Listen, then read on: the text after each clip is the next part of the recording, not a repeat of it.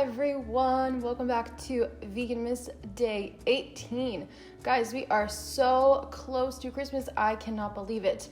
Today, I am going to show you how to make pierogies. If you don't know what a pierogi is, it is basically just a Polish dumpling that can be stuffed with a lot of things like sauerkraut, potato and cheddar. There's a lot of combinations that you can put into your pierogi. I'm going to show you how to make potato and cheddar, obviously all vegan. I used to love pierogies. I went to college in Pittsburgh and I don't know why pierogies are like a really big deal there. So I ate a lot of pierogies there, and there was a German restaurant I always used to go to that had pierogies. So I really love pierogies. I haven't had them in so long.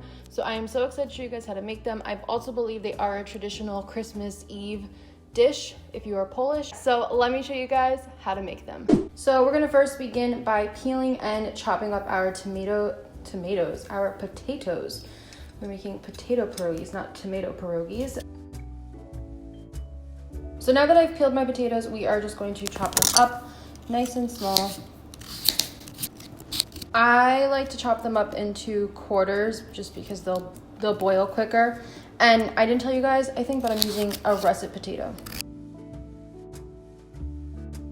All our potatoes are chopped and now they can be boiled. Pierogies are usually served with caramelized onions and sour cream. So I'm going to cut up some of my onion right here. Actually, I think I'm just gonna end up doing the whole thing, and I'm gonna cut it up really nice and thin, and we're gonna caramelize these. This is pretty similar to like how we did the French onion soup. You know, I just cut them up nice and thin. And now we have these big, long pieces of onion, and we can caramelize these. And I'm only going to caramelize them using only water.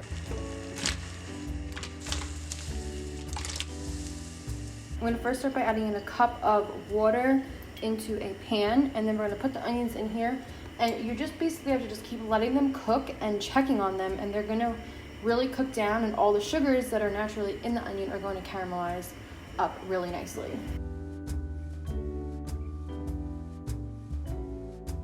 Now that you have all your onions in here, you're just gonna let them cook, and you're gonna continuously check on them probably every like 10 minutes. You wanna do this on a low heat. If there's no more water, like it's all cooked out and evaporated, you can add more in. So don't be afraid to do that.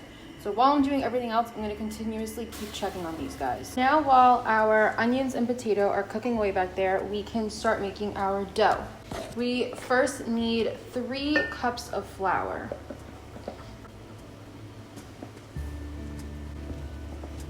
So before I add the rest of the ingredients in, which is just gonna be water, salt, and olive oil, I just like to kind of go through the flour and just make sure there are no clumps or anything. So now let's add in just a little sprinkle of salt. About a 1/4 teaspoon. Next up, we're gonna add in 3 teaspoons of olive oil. Traditional pierogi dough is made with eggs, but we're making it vegan. So no eggs here. And then the last thing we're gonna do is add in 1 cup of warm water. So we're adding in this cup of water, and then we're just going to mix it all together with a fork first, and then we have to knead it. We have made dough on this channel many times. We have made many different kinds of dumplings. So I think you guys should get the gist by now if you've watched some of these other recipes. And I'm just mixing this up. It's gonna form into a shaggy dough. I love saying that because it always makes me think of Scooby-Doo. And then once I can't do it anymore with my fork, I will use my hands. And if your dough is not coming together nicely, you can always add in a touch more water. This looks pretty good, so I'm gonna take my rings off, and we are gonna knead it with our hands now. So here's our dough, and let's start kneading. And just, I'm reminding you guys all the while I'm making this stuff, I am constantly checking on those onions and giving them a little stir.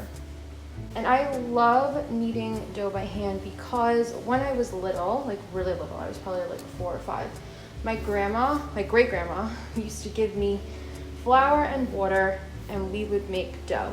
And it was pretend dough, and I would pretend I was like making something crazy with it. But I don't know, I love kneading dough like that because it just makes me think of that memory, and it was such a nice memory. And I don't know, that's where I really get all my love of cooking from. I love cooking for that reason, because it just makes me think of her. And I mean, it makes me think of all my relatives that have taught me how to cook, because all my great grandmas were amazing cooks, and my grandma, my mom, and my uncle, and my grandpa, and everybody. But just whenever I particularly do flour and water, it always makes me think of her. All right, so I have been kneading away over here, and I think I do feel like I want to give it a drop more water, but it's pretty good. The only thing that's happening, I do just feel like it's a little bit dry. Like when I push it into a ball, see how it's ripping a lot? I want it to be a little bit smoother than that, but it does feel pretty good otherwise. And you gotta really get in there and just go for it when it comes to kneading dough. Don't be shy. All right, this is good now. We have a nice little dough ball. So our potatoes are all done and cooked. They're nice and fork tender, as you can see. And now we're going to mash them. So I'm gonna start off by adding in 1/3 cup of almond milk, unsweetened original almond milk. No flavors here. You can, of course, use any plant milk that you like. Then we're gonna add in a 1/4 cup of vegan sour cream. And then we're gonna add in vegan butter. About 3 tablespoons of that, a crack of black pepper, and salt. And now we can mash. I am so hungry. I haven't eaten anything yet today, and it is 11:30. So I cannot wait to eat these pierogies in a little bit. I'm just gonna use a little taste to make sure we don't need any more salt. Oh no, we need more salt.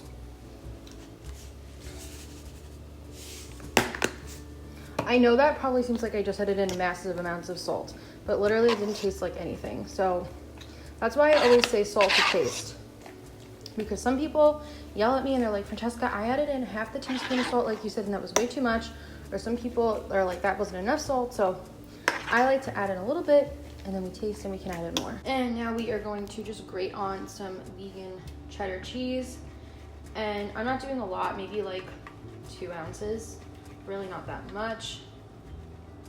And you want to do this while it's not hot either, because then the cheese is just going to melt up right away. Like if you add that in there right away, it's just going to melt. So I'm just going to add some of it and then give it a mix, so this way we can kind of get it evenly dispersed in there. I just feel like you don't need a lot of cheese in here, especially because cheddar is such a strong flavor. If you don't want to use cheddar cheese, like vegan cheese, you can also just go in with nutritional yeast if that is more your speed. So here's our dough ball. Isn't it just beautiful? I'm gonna cut this in half. I always like to cut my doughs in half. I just think it's easier to work with things in halves. And then just cover the 1/2 that you don't want to work with. And now we can, I'm just gonna give this a push down first. This dough doesn't feel very sticky, so I don't think I'm gonna need to flour my surface. So I'm just gonna roll this out. I forgot to grab my rolling pin, so we're just gonna use a cup, because that works too. And we're just gonna roll it out to probably like a 1/4 of an inch, 1/2 an inch. So I rolled my dough out. It's pretty thin. Looks pretty good. And now we can just cut out our pierogi shapes. So I'm using a pretty big cup actually to do this, because I want them to be nice and big. You would probably want to use at least 3 inches, like at least 3 inches in diameter, radius. Oh my god, it's been a while since I've done math class and geometry. But something like this is going to be our little shape.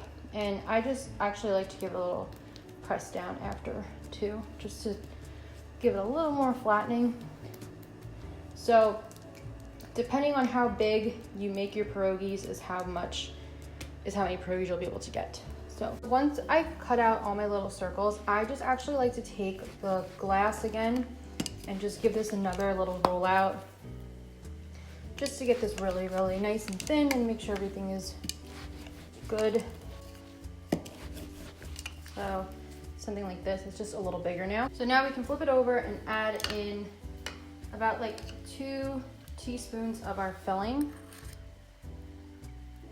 You can assess on each pierogi how much filling you're gonna need. You don't want to do too much, because then it's just gonna squirt out everywhere. This is probably about a tablespoon here. Just take a little bit of water, line the edges a bit, fold it over, and now we just start to press. I like to do this with my ring fingers. I don't know why, but I do. And I feel like pierogies usually have a little bit of a half moon shape. This one probably could have gone for a little more filling, but that's okay. So I'm just gonna press it down and really, really make sure I'm sealing it tight with my fingers, because we have to boil these and we don't want anything to spill out. Yeah, something like this looks beautiful. I have a pot here boiling with water and it's salted. Now you are just going to very carefully add your pierogies in to the water. Please be careful, obviously this is really hot. And just like ravioli and gnocchi and anything else that we've done that's similar to this, it will float to the top when it's done, so it's super easy to cook.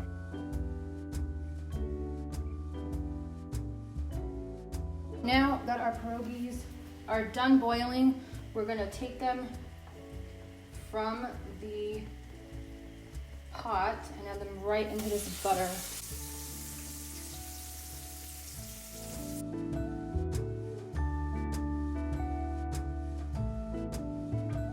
All right guys, here are pierogies.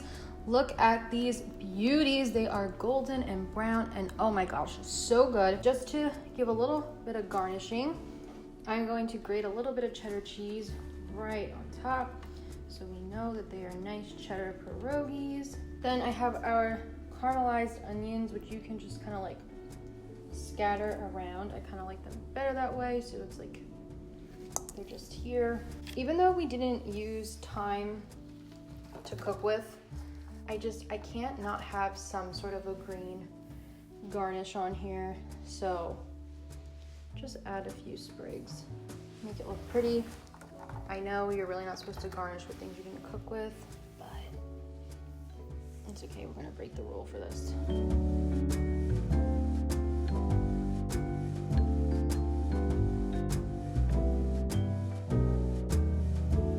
All right guys, it is a few hours later now and the pierogies are all done and I'm gonna give you a taste test. Let me just tell you, these are a labor of love, just like any dumpling that we've made here. I got in a good arm workout from this and I am so excited to eat these now. So I have one little one here that I saved. He kind of split open, so I didn't want to put him on the plate and I figured he'll be perfect for a taste test. So of course it's like the least cheesy one when I cut into it, but like it just looks like this inside, but the cheese gets all melted and it's really nice. This is like such a bad example, but I don't want to eat the other one. So I just put a little bit of onion on here and let's take a bite. All right, well, these are amazing. I love the onion on there. It's so good. These pierogies are awesome. You have to make them. They're so good. They taste just like the pierogies that I used to eat. They are so good. They're good with sour cream. They're good with the onions. I do have a lot of leftover filling. So you can either just use 2 potatoes or you have cheesy mashed potatoes left over. So I don't think that's really a bad thing if you ask me. The full recipe will be down below and on my blog. If you guys try these, please tag me on Instagram. I would love to see it. Just be prepared that these will take a little bit of time. So I hope you guys enjoyed this recipe and I will see you tomorrow. Bye.